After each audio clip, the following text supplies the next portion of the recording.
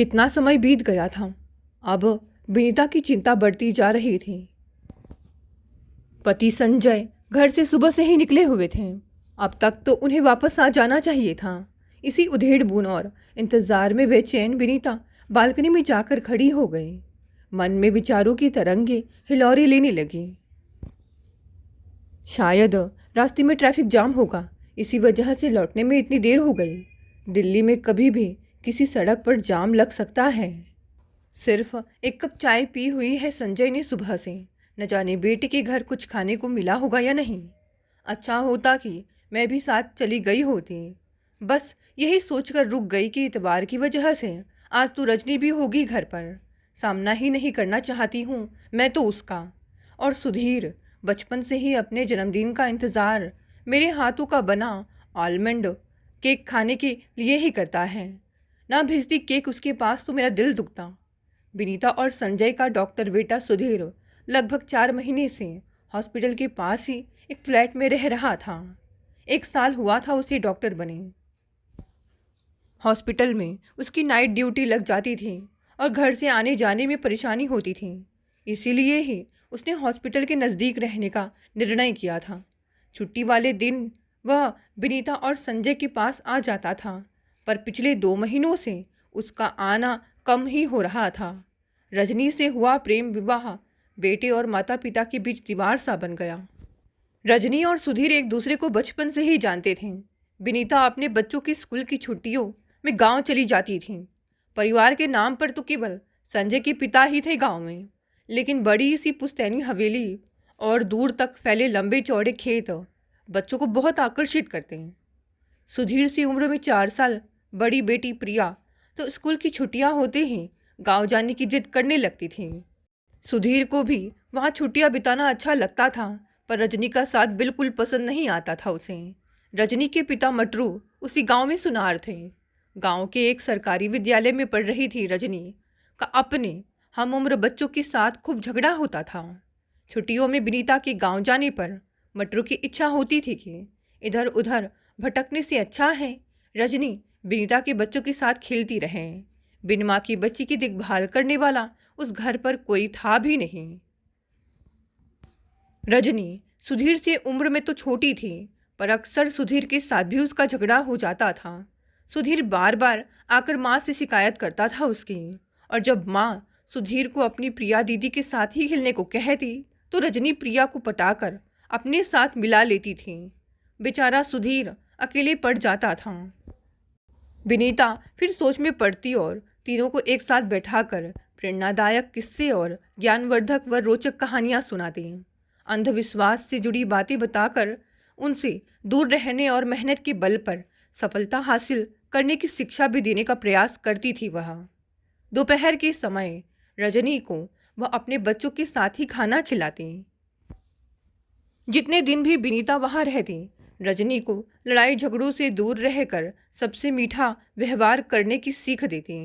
कभी लगता था कि रजनी पर कुछ असर हो रहा है तो कभी वह वापस अपने रंग में आ जाती थी। यह सिलसिला लगभग हर वर्ष चलता था, किंतु जब बच्चे बड़े हो गए तो विनीता का वहाँ जाना भी कम हो गया। संजय ने अपने पिता के निधन के बाद गांव की हवेली और खेतों को बेच दिया और अब उनका गांव जाना बिल्कुल बंद हो गया। समय अपनी गति से भाग रहा था। एमए की पढ़ाई पूरी होते ही प्रिया की नौकरी लग गई और फिर उसका विवाह ऑस्ट्रेलिया में रह रहे तनुज से हो गया। सुधीर मेडिकल कॉलेज में एडमिशन लेकर अपने मम्मी पापा के सपने को साकार करने में जुट गया। बच्चों को फलता फूलता देख विनीता और संजय फूले ना समाते थे। इधर सुधीर डॉक्टर बना, उधर प्रिया के जीवन में नई खुशी ने दस्तक दे दी थी। किंतु डिलीवरी से लगभग 3 माह पहले कुछ दिक्कतों के कारण उसे डॉक्टर ने बेड रेस्ट बता दिया था। विनीता ने संजय से कहकर प्रिया के पास जाने का कार्यक्रम बना लिया। सुधीर भी चाहता था कि ऐसे समय में मम्मी पापा प्रिया दीदी के पास चले जाएं। जाने से पहले विनीता सुधीर के खाने पीने के लिए कोई व्यवस्था कर देना चाहती थी। किसी मेड को रखने की बात वह सोच ही रही थी कि अचानक मटरू का फ़ोन आ गया। उसने बताया कि रजनी जयपुर में रहकर ज्वेलरी डिज़ाइन का कोर्स कर रही है और उसे अब 6 महीने की ट्रेनिंग करने दिल्ली आना है। उसका आग्रह था कि संजय रजनी के लिए कोई ठीक सा पीजी देख ले। विनीता ने सोचा कि यदि रजनी उनके घर पर ही रह जाए तो मटरू का भी काम बन जाएगा और सुधीर के खाने को लेकर भी वे बेफिक्र हो जाएंगे। खाना बनाना तो आता ही होगा रजनी को। बस उसने मटरू को फ़ोन कर रजनी को अपने घर पर ही रहने को कह दिया और सुधीर को समझा दिया कि वह उससे ज़्यादा बातचीत ना करें, ताकि बचपन की तरह ही नोक-झोंक ना होने लगे दोनों के बीच। विनीता और संजय 6 महीने का वीज़ा लेकर बेटी प्रिया के पास ऑस्ट्रेलिया चले गए। उनके जाने के कुछ दिनों बाद ही रजनी वहां आ गई। उधर प्रिया को बेटे की सौगात मिली। ऑस्ट्रेलिया में 6 महीने बिताकर विनीता जब घर वापस लौटी तो रजनी अपनी ट्रेनिंग पूरी कर लौट चुकी थी। रजनी को अपने यहाँ रखने के निर्णय पर पछतावा हो रहा था विनीता को। उसने तो सोचा था जब तक वे ऑस्ट्रेलिया में हैं रजनी सुधीर के पास रहे तो क्या हर्ज है। वह घर पर खाना बना लेगी तो सुधीर को भी बाहर नहीं खाना पड़ेगा। पर यह नहीं पता था कि रजनी सुधीर के पेट से दिल तक पहुंच जाएगी। विनीता और संजय तब अपने आप को ठगा सा महसूस करने लगे जब सुधीर ने रजनी के साथ शादी की जिद पकड़ ली। विनीता और संजय का समझाना भी बेकार चला गया। हार कर उन्होंने शादी की इजाज़त तो दे दी, पर साथ ही यह भी कह दिया कि शादी कोर्ट में ही होगी और वे दोनों वहां उस समय उपस्थित नहीं रहेंगे। सुधीर के दोस्त ही गवाह बनकर साइन कर देंगे। तभी दरवाजे की घंटी बजने से विनीता वर्तमान में लौट आई। शायद संजय आ गए सोचते हुए उसने दरवाज़ा खोला, लेकिन सामने की फ्लैट में रहने वाली अरुणा आई थी। विनीता दी, आज तो सुधीर का बर्थडे है ना, इस बार केक नहीं खिलाया आपने? दोनों के बैठते ही अरुणा बनावटी शिकायत करते हुए बोली। अरे क्या बताऊं अरुणा, जब से सुधीर की रजनी के साथ शादी हुई है मन बुझ सा गया है मेरा। बनाया तो था केक, पर तुम्हें देना भूल गई। क्या विनीता दी, आप इतनी दकियानूसी कब से हो गई? आपकी नाराज़गी की वजह तो बस यही है ना कि वह आपकी जाति की नहीं है। रजनी का पक्ष लेते हुए विनीता को समझाने के अंदाज में अरुणा बोली। अरे नहीं, जाति पाति में तो विश्वास नहीं रखती मैं, पर लड़की सुधीर के लायक तो हो। खूब देखा है मैंने उसे। चलो छोड़ो, मैं केक लेकर आती हूँ। विनीता सोफे से उठने लगी तो अरुणा ने रोक दिया। अभी नहीं, बाद में। अभी तो मैं बाजार जा रही हूँ, बस यूं ही मिलने आ गई थी आपसे। और केक ही क्यों, हम तो पार्टी लेंगे सुधीर की शादी की। सुधीर भी यही सपना संजोए बैठा है कि रजनी से मिलने पर मैं उसे ज़रूर पसंद कर लूँगी और तब दे देंगे रिश्तेदारों व दोस्तों को रिसेप्शन। पर ऐसा कहाँ होने वाला है। सुधीर को पसंद है तो रहे उसकी बीवी बनकर वह रजनी। जरूरी तो नहीं कि मैं उसे अपने घर की बहू मान लूँ। मुंह बनाकर विनीता बोली। दी, मेरा एक अनुरोध है, आप एक बार मिल तो लो रजनी से। आपके पीछे से जब यहाँ थी ना तो 1-2 बार मेरी मुलाकात हुई थी उससे। लड़की तो बुरी नहीं है वह। कुछ देर इस विषय पर बातचीत करने के बाद अरुणा वापस अपने घर चली गई। अरुणा के जाते ही विनीता फिर से संजय की देरी को लेकर चिंतित हो उठी। कई बार मन हुआ कि संजय को फ़ोन करके ही जान ले देरी का कारण। उसने मोबाइल उठाया भी, पर कुछ संकोच कर हाथ रुक गए। कहीं ऐसा ना हो कि ये अभी सुधीर के घर पर ही बैठे हों, फिर मेरे कॉल करते ही सुधीर को पकड़ा दे मोबाइल। जन्मदिन की मुबारकबाद तो मैंने दे ही दी सुबह उसे। अब दोबारा बात हुई तो ज़रूर कहेगा कि मम्मी आज तो कर ही लो बात रजनी से। मैं कभी बहू नहीं मान सकती उस काली कलूटी उलझे बालों की चोटी बनाए, लंबी सी फ्रॉक पहन गांव में सबसे लड़ती झगड़ती रजनी को। और रजनी के विषय में सोचते हुए उसका मुंह कसेला हो गया। तभी मोबाइल बजने लगा। देखा सुधीर का ही फ़ोन था। हेलो मम्मी, आप पापा के न पहुंचने से परेशान मत होना, उन्हें चक्कर आ गया था, हॉस्पिटल में ही मेरे साथ हैं। अरे क्या हुआ पापा को, बात तो करवा जरा उनसे। घबराई हुई विनीता बोली। वे कमरे में हैं, मैं कमरे से बाहर निकलकर बात कर रहा हूँ। आप बिल्कुल फिक्र मत करो, हम पहुँच रहे हैं कुछ देर में घर। संजय के विषय में जानकर विनीता चिंतित हो गई। क्यों जाने दिया मैंने उन्हें अकेले वहाँ। क्या मैं जानती नहीं थी रजनी का स्वभाव? बात तो पुरानी है, पर थी तो वह रजनी ही ना। गांव में जब मैं बच्चों को बैठाकर किस्से कहानियां सुना रही होती थी तो कैसे चिढ़ जाती थी। संजय के वहां अचानक आ जाने पर मज़ा खराब हो जाता था उसका। आज भी शायद संजय को देखकर मूड ऑफ हो गया होगा। सोच रही होगी कि अच्छी खासी जिंदगी चल तो रही थी, क्यों आ गए ससुर जी। बस अब सांस भी आने लगेगी और फिर हमारी सारी आज़ादी ख़त्म हो जाएगी। ऐसो आराम पर भी लगाम लग जाएगी। इसीलिए ही पूछा नहीं होगा ज़्यादा इन्हें। उसे सीधे मुंह बात ना करते देख टेंशन में आ गए होंगे संजय, और बस आ गया होगा चक्कर। या फिर झगड़ा तो नहीं कर लिया होगा रजनी ने संजय से। कह दिया होगा कि जब आप शादी के समय थे ही नहीं कोर्ट में तो अब कौन सा हक जताने आए हो हमारे पास। सुधीर को बचपन में ही चुप करा देती थी वह। कुछ तो हुआ ही होगा, वरना चक्कर कैसे आ गया अचानक। विनीता के लिए अब इंतज़ार का पल पल भारी हो रहा था।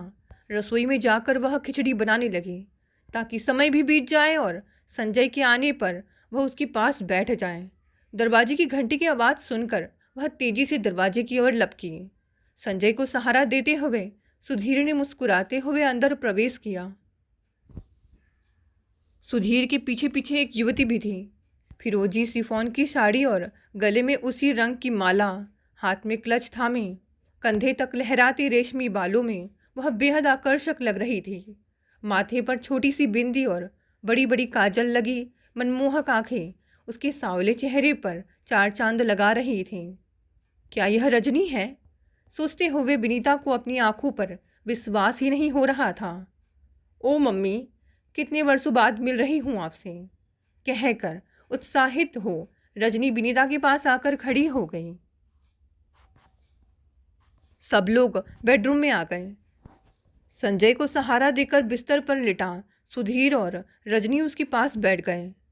मैं एप्पल जूस लेकर आती हूँ, कहते हुए विनीता कमरे से निकली तो रजनी भी पीछे पीछे हो ली। मम्मी, आप बैठिए ना पापा के पास, मुझे बताइए क्या करना है, रजनी बोली। अरे नहीं बेटा, अभी तुम बैठो, मैं आती हूँ 1 मिनट में। विनीता का व्यवहार अचानक ही रजनी के प्रति नरम हो गया। कुछ देर बाद हाथ में ट्रे था में विनीता वापस वहीं आकर बैठ गई। आप ठीक तो हैं ना? पापा जी की तबीयत के बारे में सुनकर आप ना जाने कब से परेशान हो रही होंगी। आप पीजिए पहले जूस। रजनी विनीता की ओर जूस बढ़ाते हुए बोली। मैं ठीक हूँ, पर ये कैसे बेहोश हो गए थे आज अचानक? मुझे सुधीर के घर पहुंचकर फ़ोन करना भी भूल गए। विनीता के लहजे में थोड़ी शिकायत झलक रही थी। पापा मेरे घर पहुंचे ही कहाँ थे मम्मी? सुधीर बोला। मतलब? विनीता की आंखें आश्चर्य से फैल गई। हम आज आपके पास आना चाहते थे, पर सुबह 5 बजे ही हॉस्पिटल से फ़ोन आ गया। वहाँ एक मरीज का ज़रूरी ऑपरेशन होना था। ऑपरेशन करने वाले डॉक्टर सेठी के पिता का अचानक देहांत हो गया। वे लोग मुझसे ऑपरेशन करने की रिक्वेस्ट कर रहे थे, इसीलिए मुझे उस हॉस्पिटल में जाना ही पड़ा। जब बर्थडे विश करने के लिए आपका फ़ोन आया तब मैं हॉस्पिटल में ही था। रजनी जानती थी मेरे जन्मदिन के मौके पर आप दोनों आज मेरा इंतज़ार कर रहे होंगे। जब हॉस्पिटल में रजनी को मैंने फ़ोन कर बताया कि ऑपरेशन के कुछ घंटे मरीज की हालत पर नज़र रखने के लिए मुझे वहाँ रुकना पड़ेगा, तो आप लोगों के बारे में सोचकर यह परेशान हो गई और इसने आप लोगों के पास अकेले ही आने का कार्यक्रम बना लिया। रजनी घर के नज़दीक पहुंचकर ऑटो रिक्शा से उतरी ही थी। तुम बताओ ना, सुधीर बात बताते हुए रजनी की ओर देखकर बोला। हाँ, मैं ना ऑटो से उतरकर घर की तरफ आ रही थी कि मैंने देखा पापा ने घर के सामने खड़ी अपनी कार के पिछले दरवाजे को खोल डस्टर निकाला और आगे वाले शीशे को साफ किया। वे जब दरवाज़ा खोलकर अंदर घुसे तो फिर बाहर नहीं निकले। मैंने भीतर झांका तो देखा पापा सीट पर बैठे थे और उनका सिर आगे की ओर झुका हुआ था। रजनी को बीच में रोककर संजय बोल पड़े। मैं डस्टर वापस रखने अंदर घुसा तो मेरी आंखों के आगे अंधेरा छाने लगा। मैं सीट पर बैठ गया और अपना हाथ आगे वाली सीट पर रख उस पर अपना सिर टिका लिया। इसके बाद मुझे नहीं पता, होश आया तो मैं हॉस्पिटल में था। अगल बगल ये दोनों थे। रजनी ने अपनी बात का सिरा पकड़ते हुए फिर से बोलना शुरू किया। जब मैंने कार की पिछली सीट पर पापा को उस हालत में देखा तो मैं घबरा गई। सोचा कि घर आकर मम्मी को बुला लाऊं। फिर लगा कि इस समय ज़्यादा वक्त बर्बाद करना ठीक नहीं है। जल्दी से मैंने सुधीर के दोस्त डॉक्टर दिलीप को फ़ोन कर दिया, क्योंकि मैं जानती थी कि सुधीर तो हॉस्पिटल में होंगे। डॉक्टर दिलीप ने अपने स्टाफ से तैयार रहने को कह दिया और मैं जल्दी से कार ड्राइव कर पापा को हॉस्पिटल ले गई। गेट पर ही स्टाफ के 2 लोग खड़े थे। वे पापा को इमरजेंसी में ले गए। शुगर लेवल अचानक कम हो जाने के कारण पापा बेहोश हो गए थे। मतलब अगर रजनी मुझे लेकर जल्दी से हॉस्पिटल ना जाती तो कुछ भी हो सकता था। संजय ने विनीता की ओर देखकर कहा, सचमुच? रजनी ने आज सारी स्थिति को झट से समझ लिया और आपकी जान बचा ली। मुझे तो विश्वास ही नहीं हो रहा है कि बचपन में जो रजनी बस शैतानियाँ करना ही जानती थी, वह अब इतनी समझदार हो गई है। विनीता के शब्दों से स्नेह झलकने लगा था। मम्मी, ये सब आपकी वजह से ही हुआ है। रजनी विनीता की ओर देखकर बोली। अरे, मेरी वजह से? मतलब? विनीता ने प्रश्न भरी दृष्टि से उसे निहारा। आप तो जानती ही हैं, जब मैं बहुत छोटी थी तब मेरी माँ चल बसी थी। बिन माँ की बच्ची को सही रास्ता दिखाने वाला कोई नहीं होता। बापू पूरी कोशिश करते थे मुझे एक बेहतर इंसान बनाने की, पर समय ही कहाँ होता था उनके पास मुझे देने के लिए। याद है ना, जब आप गांव आती थी, मैं सुधीर से कितना लड़ाई झगड़ा करती थी, फिर भी आप हमें बैठाकर अच्छी अच्छी बातें बताया करती थी। आपने ही तो बापू से कहा था कि मेरी पढ़ाई जारी रखी जाए। बस शिक्षा का दामन थामा तो न जाने क्या क्या सीख लिया मैंने। फिर जब आप और पापा प्रिया दीदी के पास ऑस्ट्रेलिया गए हुए थे तो यहाँ सुधीर और मैं आपके बारे में खूब बातें किया करते थे। सुधीर मुझे बताया करते थे कि आप कौन सा काम कैसे करती हैं, जीवन को लेकर आपका नज़रिया क्या है और रिश्तों का आपके लिए क्या महत्व है। आप संकट के समय भी हिम्मत ना हार कर धीरज से काम लेती हैं, यह भी बताया मुझे सुधीर ने। सच कहूँ तो वह सब जानने के बाद मैंने ठान लिया कि मैं भी आप जैसी बनूंगी और बस जीवन के सही मार्ग पर चलना शुरू कर दिया। मैं इस रास्ते पर लगातार चलती रहूं और कभी भटक ना जाऊं, इसके लिए मुझे आपके साथ की ज़रूरत है। मेरा हाथ थाम लो मम्मी, आपके बिना मैं अधूरी हूँ। विनीता यह सब सुनकर भाव विभोर हो गई। रजनी का मन कितना साफ है और मैं न जाने क्या क्या तोहमत लगा रही थी उस पर। सोचकर विनीता खुद शर्मिंदा हो रही थी। उसने आगे बढ़कर रजनी को गले लगा लिया। रजनी की आंखों से टप टप आंसू बहने लगे। अरे, आप दोनों के चेहरे लाल क्यों हो गए? मुस्कुराते हुए सुधीर बोला। प्यार भरा मिलन जो हुआ है रजनी और माँ का, भाई वाह। संजय मुस्कुराते हुए पूरी तरह स्वस्थ लग रहे थे। घर के बाहर सूर्यास्त की लालिमा बिखरी हुई थी तो घर के भीतर नए रिश्ते के उदय होने की लालिमा फैली थी। दोस्तों, ये छोटी सी कहानी यहीं समाप्त हो गई। चलिए साथ देखते हैं आज की दूसरी कहानी। अरे अब क्या होगा? अरे आज तो कम से कम नीतू से यह उम्मीद नहीं थी। फ़ोन रख कर मैं सिर पकड़ कर बैठ गई थी। ऑफिस के लिए बिल्कुल तैयार बहू रूपा मेरे माथे पर बल देकर ठिठक गई। पूछा, क्या हुआ माँ, किसका फ़ोन था? अरे नीतू नहीं आएगी। ओह, यह भी ना ऐन मौके पर धोखा देती है। वह फिर वापस मुड़ गई। बोली, माँ मैं लेट हो रही हूँ, निकलती हूँ, आप बिल्कुल परेशान ना हो। परेशान कैसे ना हो? हाँ, कितने दिनों बाद मैंने अपनी सहेलियों को लंच पर बुलाया है। अब कहाँ मैं किचन में खड़ी होकर ज़्यादा देर तक खाना बना सकती हूँ। ओह, अब क्या करूँ? डोंट वरी माँ, आप किचन में मत जाना, मैं सब मैनेज कर लूँगी। बाय माँ। कहते कहते वह घर से निकल गई। मैं सिर पर हाथ रखकर बैठी रह गई। स्पाइन की कुछ समस्या के कारण कमर दर्द रहने से मेरा किचन में ज़्यादा काम करना छूट गया है। नीतू ही खाना बनाती है। मेरे पति राकेश और बेटा रजत तो टूर पर गए हैं। हम सास बहू ही आजकल घर पर हैं, तो मैंने अपने फ्रेंड्स को आज घर पर बुला लिया था। अब हम पांचों फ्रेंड्स रजत और रूपा के विवाह के बाद आज ही मिल रहे हैं। रजत के विवाह को 4 महीने ही हुए हैं। यही मुंबई में ही दोनों जॉब करते हैं। मुझे रूपा अच्छी लगती है। मुझे ऐसी ही तो बहू चाहिए थी, हंसमुख, हमें प्यार करने वाली। बस रूपा का किचन में जाने का मूड नहीं होता। हफ्ते भर तो ऑफिस के काम रहते हैं, वीकेंड में वह आराम के मूड में रहती है। स्वाभाविक है, मुझे इससे कोई शिकायत नहीं। मैं पारंपरिक सास की तरह अपने बेटे बहू पर कोई बंदिश लगाना ही नहीं चाहती। बच्चे हैं, उनकी लाइफ है, उन्हें अपनी मर्जी से जीने का पूरा हक है। मैं तो कई बार यह सोचती हूँ कि अगर कामकाजी बहू किचन में घुसना ना चाहे तो बुरा क्या है। सास बहू का करियर, उसकी डिग्रियों को महत्व क्यों नहीं समझती। बेटे ने डिग्रियां ली हैं तो बहू ने भी मेहनत से अपना करियर संवारा है।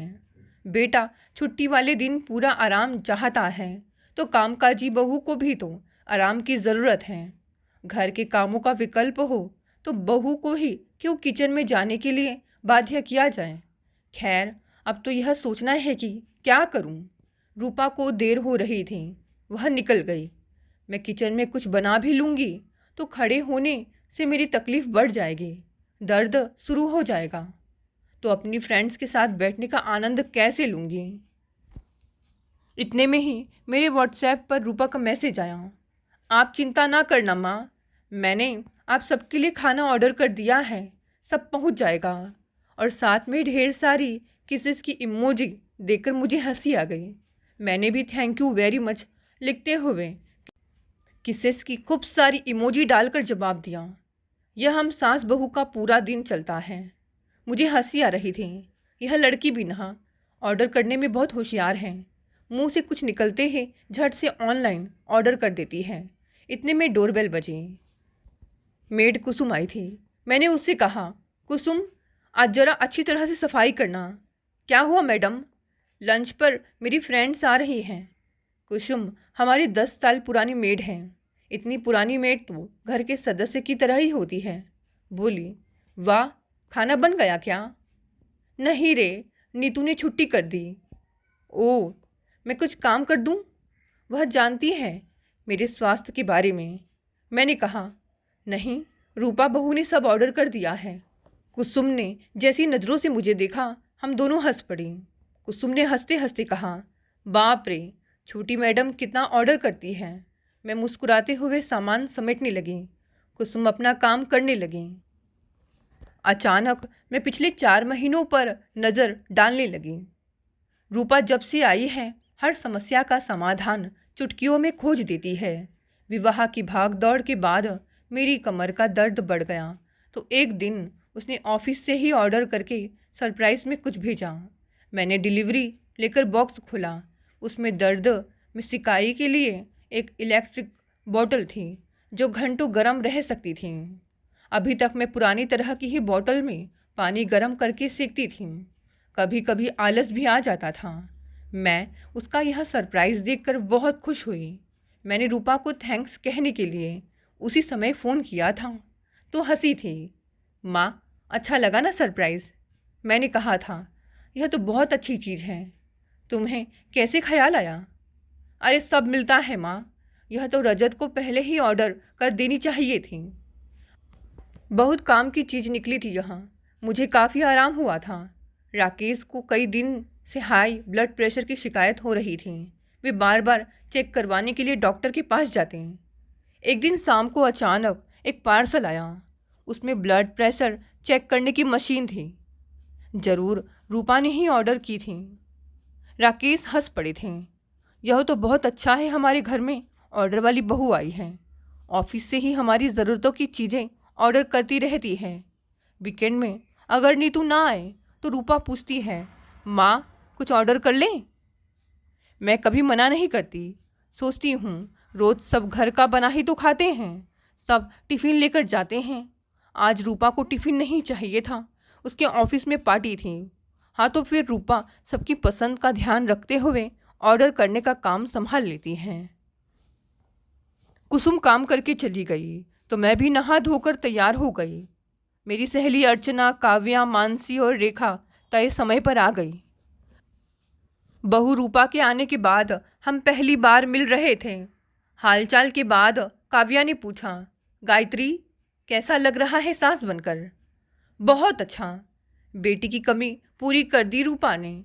बहुत प्यारी बच्ची है। मुझे ऐसी ही बहू चाहिए थी। इतने में डोरबेल बजी। हमारा खाना आ गया था। मानसी ने पूछा, कौन है? मैंने मुस्कुराते हुए कहा, हमारा लंच। अरे, नीतू नहीं आई क्या? नहीं। ओ, फिर तो तुम्हें तकलीफ़ हो गई। अरे तकलीफ़ कैसी? घर में ऑर्डर वाली बहू आई है। ऑटो में बैठते ही लंच का ऑर्डर कर दिया था उसने। सच? फिर तो उन्हें रूपा की ऑनलाइन मंगवाई चीज़ें बताने लगी। सब हैरान थी, खुश भी। अब तक हम पाँचों में बस मानसी को ही ऑनलाइन ऑर्डर से चिढ़ होती थी। जब तक वह दुकान दुकान ना भटक ले, उसकी शॉपिंग पूरी नहीं होती थी। उसकी फैमिली इस बात से खूब परेशान रहती थी। सब्जी भी 10 ठेलों पर देखकर ही खरीदती है। मानसी ने आदतानुसार कहा, पता नहीं कैसा स्वाद होगा, कब का बना भेज दिया होगा, और चीज़ें भी पता नहीं कैसी निकलेंगी। तब काव्या ने कहा, अच्छी ही रहती हैं, कुछ वापस भी करना हो तो आराम से वापस होता है। दुकान दुकान भटकने की एनर्जी अब हम में भी तो नहीं बची। मैंने पार्सल खोला, गरम गरम पम्पकिन सूप भी था। रूपा जानती है मुझे सूप पीने का बहुत शौक है। हम जब भी बाहर जाते हैं मैं सूप कभी मना नहीं करती। पिछली बार सूप पिया था, मुझे बहुत अच्छा लगा था। रूपा ने कहा भी था, माँ जब मन हो बताना, मैं ऑर्डर कर दूंगी। रजत उस समय जोर से हंसा था। कहा था, माँ रूपा को बस एक बार कुछ बोलो कि आपको क्या चाहिए, होम डिलीवरी हो जाएगी। हम सब इस बात पर उसे खूब छेड़ते हैं, वह भी हंसती रहती है। सूप गर्म था, ठंडा ना हो जाए। मैं सबके लिए निकाल कर ट्रे में रखने लगी। सबको सूप बहुत पसंद आया। फिर अर्चना ने कहा, चलो देखते हैं और क्या ऑर्डर किया है बहुरानी ने। देखा तो स्टार्टर्स थे, शाही पनीर, मिक्स वेज और नान। सबके मुंह से एक साथ निकला, अरे वाह, चलो खाते हैं। हम सब ने खाने का भरपूर लुत्फ उठाया। आइसक्रीम तो एक दिन पहले ही आ गई थी। कुछ देर बातें होते रही। उसके बाद सब जाने के लिए उठने लगी तो मानसी ने कहा, सुनो। हम सब ने उसे प्रश्नवाचक निगाहों से देखा तो वो मुस्कुराते हुए बोली, बहू तो कमाल है, हम सबके लिए शानदार लंच मैनेज करवा दिया। मैं भी ऐसी ही बहू लाऊंगी। काव्या ने उसे चिढ़ाया, पहले 20 जगह घर जा जाकर लड़की नहीं देखोगी। सब हंस पड़े। सब चली गई तो मैंने रूपा को फ़ोन किया, थैंक यू बेटा, बहुत अच्छा लंच था, हम सब ने बहुत इन्जॉय किया। गुड, अब आप रेस्ट करना, और हाँ, शाम को भी नीतू नहीं आई तो किचन में मत घुस जाना। हाँ ठीक है, काफ़ी खाना रखा है। ठीक है फिर, हम दोनों ही तो हैं। मैं सामान समेटकर थोड़ी देर आराम करने के लिए लेट गई। ध्यान रूपा की तरफ ही था। प्यार आ रहा था उस पर मुझे। नई तकनीक का लाभ सबसे ज़्यादा इन बच्चियों को ही हुआ है शायद। घर में कोई किटकिट नहीं, प्यार और शांति ही तो चाहिए होती है। मॉडर्न टेक्नोलॉजी का फ़ायदा उठाकर आजकल की ये कामकाजी बच्चियाँ घर बाहर सब मैनेज कर तो लेती हैं, फिर क्यों पुरानी लीक पर अड़ी सांसें खुद को नहीं बदलती? घर के कामकाज का रोना रोकर क्यों कलह मचाए रखती हैं? इन बच्चियों को जरा सा प्यार सम्मान मिल जाए तो कैसी खिली खिली सी रहती हैं। और यह भी तो कम बड़ी बात नहीं है कि रूपा को ऑफिस के काम करते हुए भी घर के हर सदस्य की ज़रूरत का ध्यान रहता है। गर्मी सर्दी बर्दाश्त, पीरियड के दिनों में महानगरों में आना जाना, फिर दिन भर ऑफिस में काम करना आसान है क्या? मुझे तो लगता है घरों में ज़्यादातर कलहों का कारण सास की पुरानी सोच ही है।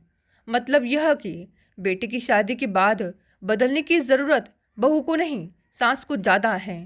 रूपा के ही बारे में सोचते सोचते मेरी पलकें मूंदने लगी थीं।